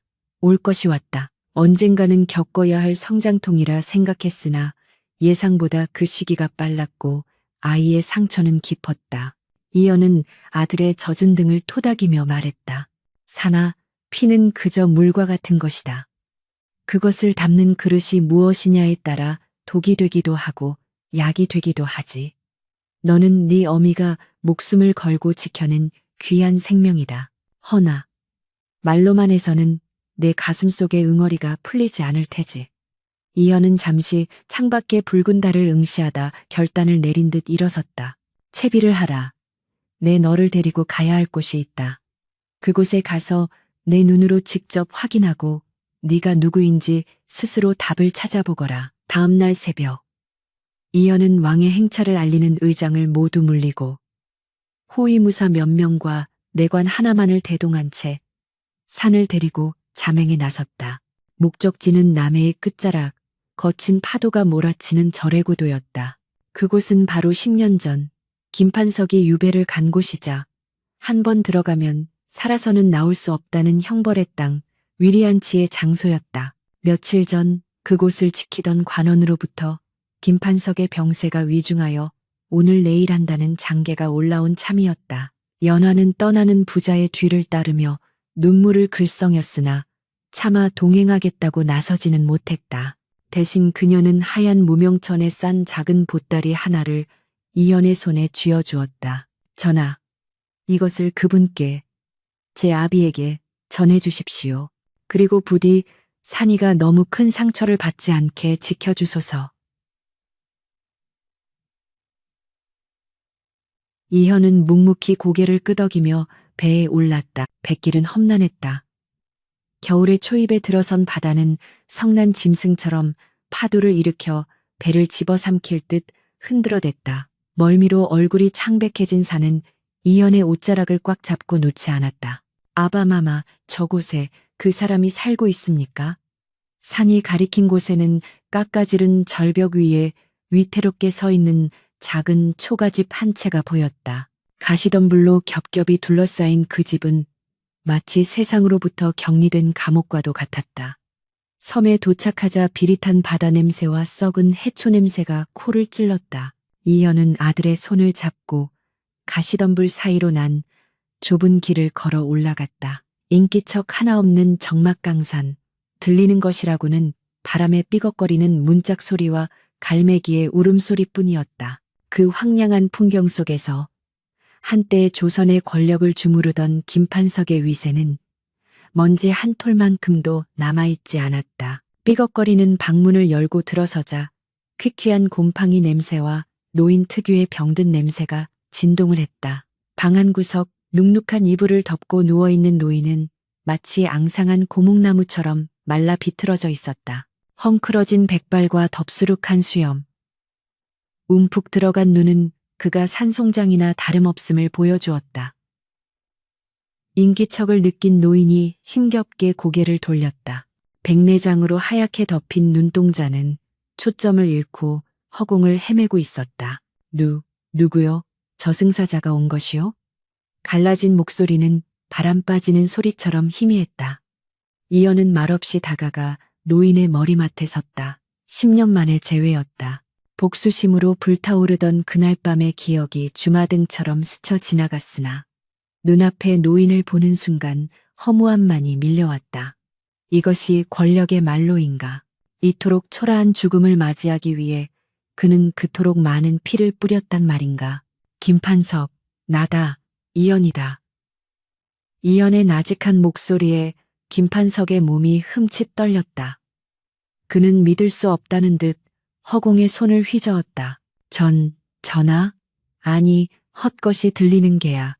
내가 죽을 때가 되니 환청을 듣는 게지. 전하께서 어찌 이런 누추한 곳에 오신단 말인가. 김판석은 기침을 토하며 웅크렸다. 그때 이연의 뒤에 숨어있던 산이 조심스럽게 고개를 내밀었다. 김판석의 흐릿한 시야에 어린아이의 형상이 들어왔다. 순간 김판석의 눈이 크게 떠졌다. 연화야? 아니, 도련님, 이연 도련님이시오? 그는 과거와 현재, 딸과 사위를 혼동하며 횡설수설했다. 이연은 산의 등을 떠밀어 앞으로 내세웠다. 인사드려라, 네 외조부시다. 산은 두려움에 떨면서도 주춤주춤 다가가 노인의 앞에 무릎을 꿇었다. 소손, 이산이라 하옵니다. 소손이라는 말에 김판석의 손이 허공에서 멈췄다. 손자, 내 손자란 말이냐? 연화의 아들이란 말이냐? 그의 떨리는 손이 산의 얼굴을 더듬었다. 거칠고 차가운 손길이었으나 그 안에는 묘한 온기가 남아 있었다. 노인의 손가락이 산의 이마와 코, 입술을 훑고 지나가더니 이내 눈가에 맺힌 눈물을 닦아내었다. 닮았구나. 내 딸 연화를 닮았어. 그리고 저 독한 임금놈의 눈매도 닮았어. 김판석은 쉰 웃음을 흘리다 이내 흐느끼기 시작했다. 보고 싶었다. 내 딸이 내 핏줄이 보고 싶어서 죽지도 못하고 이 질긴 목숨을 붙들고 있었는데 그의 눈에서 굵은 눈물이 주르륵 흘러내려 베개를 적셨다. 그 눈물은 회한이었다. 권력의 정점에서 모든 것을 가졌다고 착각했으나 결국 가족도 잃고 명예도 잃은 채 홀로 죽어가야 하는 늙은이의 뒤늦은 깨달음이었다. 이연은 연화가 준 보따리를 풀어 김판석의 앞에 놓았다.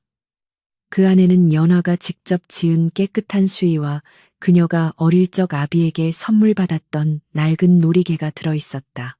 김판석은 떨리는 손으로 놀이개를 쥐었다. 이걸 아직도 가지고 있었더냐? 이 못난 아비를 아직도 아비라 여겨 주었더냐? 그는 놀이개를 가슴에 품고 오열했다. 짐승의 울음소리 같은 통곡이 좁은 방 안을 가득 채웠다. 사는 그 모습을 보며 혼란스러웠다. 괴물이라 들었는데, 천하의 역적이라 들었는데, 눈앞에 있는 것은 그저 딸을 그리워하며 우는 불쌍한 할아버지일 뿐이었다. 산의 마음속에 자리 잡고 있던 막연한 공포와 수치심이 조금씩 허물어지고 있었다.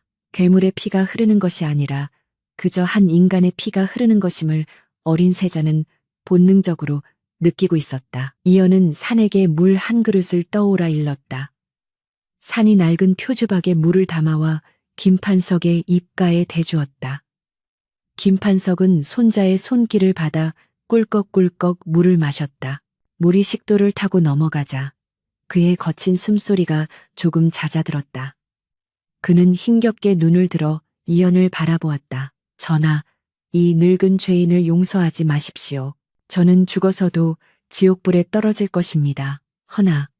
허나 제 딸과 저 아이만은 부디 미워하지 말아 주십시오. 모든 죄는 제가 지고 가겠습니다. 그것이 그의 마지막 유언이었다.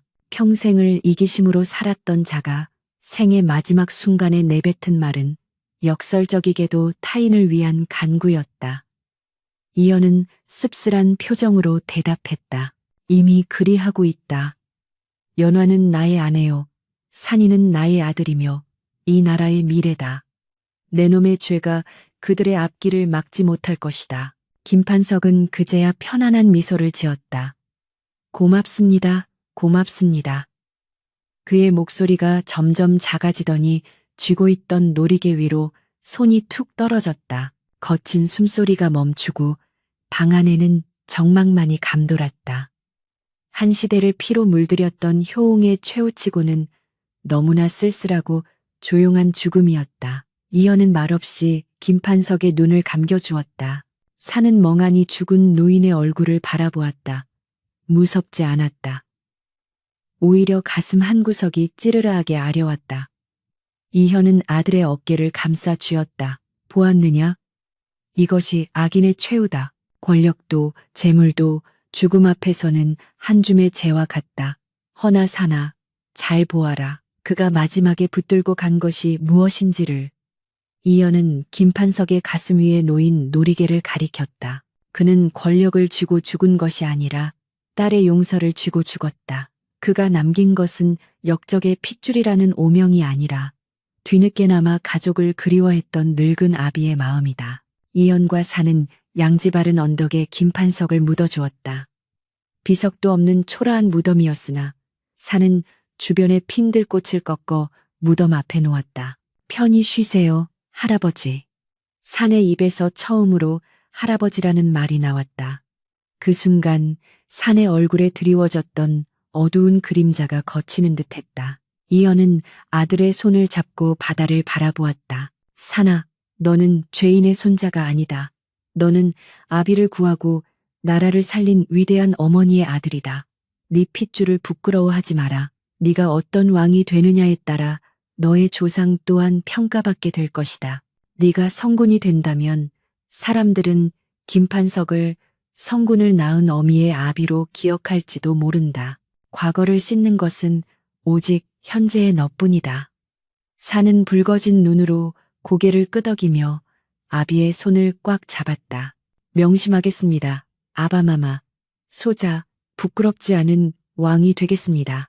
도성으로 돌아가는 배 위에서 산은 더 이상 멀미를 하지 않았다. 그는 뱃머리에 서서 시원한 바닷바람을 맞으며 씩씩하게 앞을 응시하고 있었다. 며칠 전까지만 해도 유약하고 소심했던 소녀는 사라지고 한층 단단해진 눈빛을 가진 예비 군주가 그곳에 서 있었다.